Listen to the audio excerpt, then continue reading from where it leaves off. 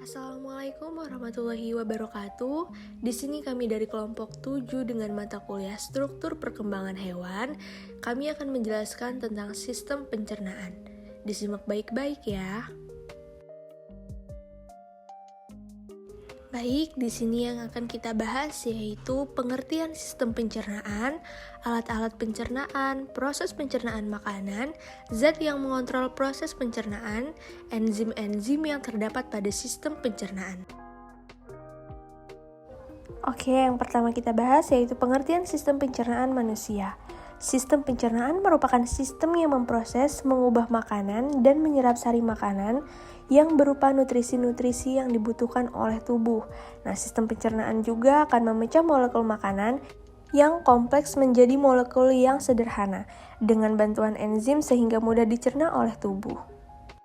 Selanjutnya itu ada alat-alat pencernaan. Alat pencernaan ini termasuk rongga mulut kelenjar ludah, esofagus, lambung, hati, kantong empedu, pankreas, usus halus, usus besar, appendix, dan anus. Yang ketiga yaitu sistem pencernaan dibagi menjadi dua, yaitu pencernaan mekanis dan pencernaan kimiawi.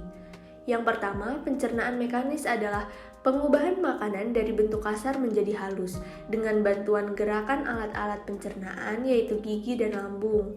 Yang kedua, pencernaan kimiawi adalah pelarutan makanan oleh enzim-enzim pencernaan, mengubah makanan bermolekul besar menjadi molekul kecil. Mari kita lihat proses pencernaan makanan dalam sistem pencernaan pada manusia.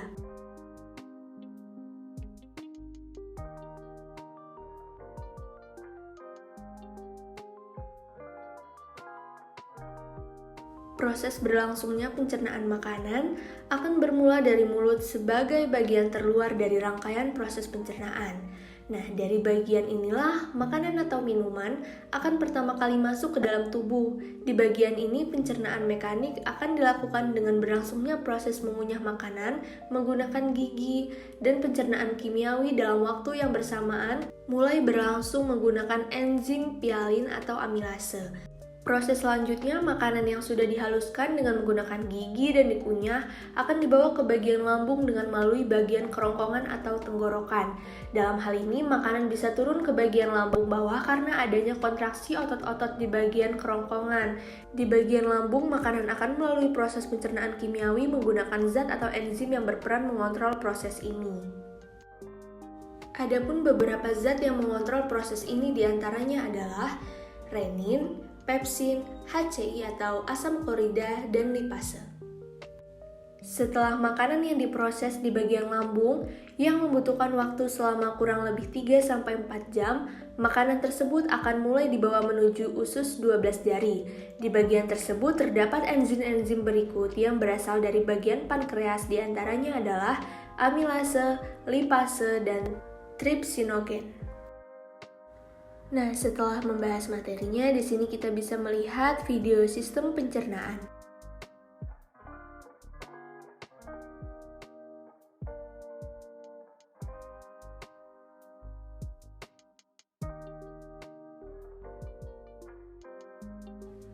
Bukan hanya itu, dari bagian ini terdapat pula empedu. Empedu dihasilkan oleh hati dan ditampung di dalam kantung empedu.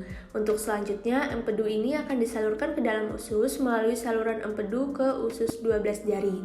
Dari bagian ini, selanjutnya makanan akan dibawa menuju bagian usus halus, dan di bagian ini terjadi proses pencernaan kimiawi yang melibatkan berbagai enzim pencernaan. Selanjutnya, proses akan dilanjutkan pada proses penyerapan atau absorpsi yang berlangsung di usus kosong dan sebagian besar usus penyerap.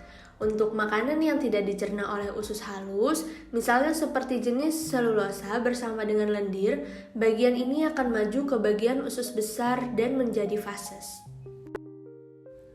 Mungkin cukup sekian materi dari kami. Jika ada salah kata, kami mohon maaf. Dan semoga dari video ini dapat menambah wawasan kita semua. Terima kasih semuanya. Sampai jumpa. Wassalamualaikum warahmatullahi wabarakatuh.